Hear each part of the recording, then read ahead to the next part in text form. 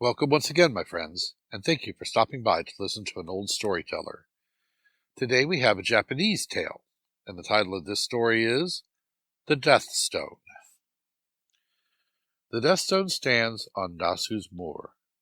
Through winter snows and summer heat, the moss grows gray upon its sides, but the foul demon haunts it yet.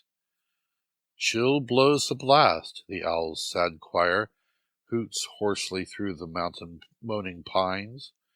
Among the lowly chrysanthemums, the skulking fox, the jackal whines, as o'er the moor the autumn light declines. The Buddhist priest Geno, after much weary travel, came to the moor of Nasu, and was about to rest under the shadow of a great stone, when a spirit suddenly appeared and said, "Rest not under this stone. It is the Death Stone.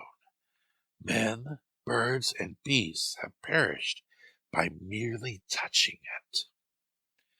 These mysterious and warning remarks naturally awakened Geno's curiosity, and he begged that the spirit would favor him with the story of the Death Stone. Thus the spirit began. Long ago there was a fair girl living at the Japanese court. She was so charming that she was called the Jewel Maiden. Her wisdom equaled her beauty, for she understood Buddhist lore and the Confucian classics, science, and the poetry of China. One night, went on the spirit, the Mikado gave a great feast in the summer palace, and there he assembled the wit, wisdom, and beauty of the land. It was a brilliant gathering, but while the company ate and drank, accompanied by the strains of sweet music, darkness crept over the great apartment. Black clouds raced across the sky, and there was not a star to be seen. While the guests sat rigid with fear, a mysterious wind arose. It howled through the summer palace and blew out all the lanterns. The complete darkness produced a state of panic, and during the uproar someone cried out, "A light! A light!" And lo, from out the Jewel Maiden's frame there seemed to dart a weirdly lustrous flame. It grows, it spreads, it fills the imperial halls, the painted screens, the costly paneled walls.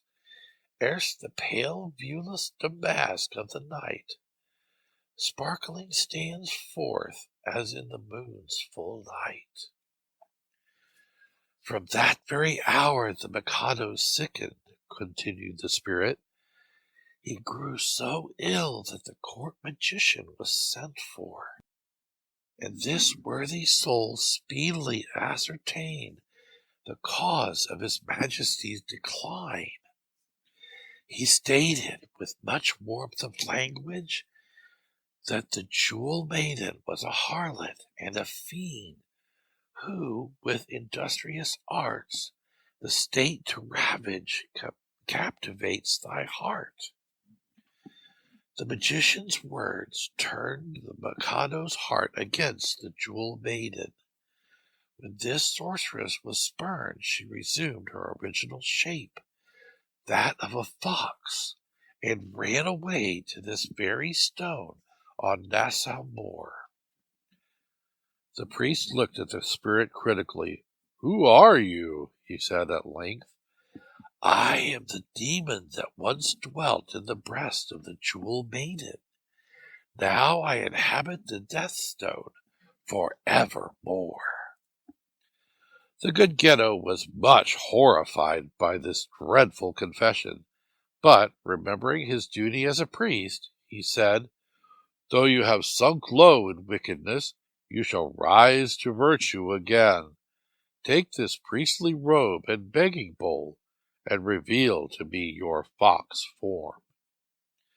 Then this wicked spirit cried pitifully, "In the garish light of day I hide myself away, like pale Osama's fires. With the night I'll come again, confess my guilt with pain, and newborn pure desires." With these words the spirit suddenly vanished.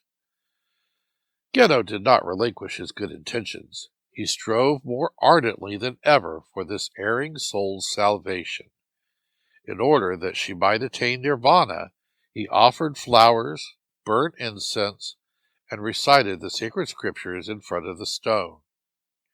When Ghetto had performed these religious duties, he said, "Spirit of the death stone, I conjure thee, what is it in a former world that did cause thee to assume in this so foul a shape?" Suddenly the death stone was rent, and the spirit once more appeared, crying, "In stones there are spirits. In the waters is a voice heard. The winds sweep across the firmament." Ghetto saw a lurid glare about him, and in the shining light a fox that suddenly turned into a beautiful maiden. Thus spoke the spirit of the death stone. "I am she who first in was the demon to whom Prince Hezoku paid homage. In great Cathay I took the form of Hoji, consort of the Emperor Iwao, and at the court of the rising sun I became the flawless jewel maiden, concubine to the Emperor Toba." The spirit confessed to Ghetto that in the form of the jewel maiden she had desired to bring destruction to the imperial line.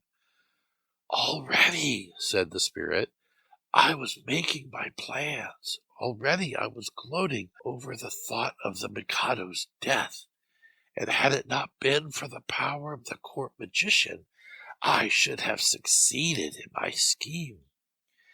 As I have told you, I was driven from the court. I was pursued by dogs and arrows, and finally sank exhausted into the death stone. From time to time I haunted the moor. Now the Lord Buddha has had compassion upon me, and he has sent his priest to point out the way of true religion and to bring peace." The legend concludes with the following pious utterances poured forth by the now contrite spirit. "I swear, O man of God, I swear," she cries, "to thee whose blessings waft me to the skies. I swear a solemn oath that shall endure, firm as the death stone standing on the moor, that from this hour I'm virtue's child alone." Thus spake the ghoul, and vanished neath the stone. Thank you once again for listening to this story.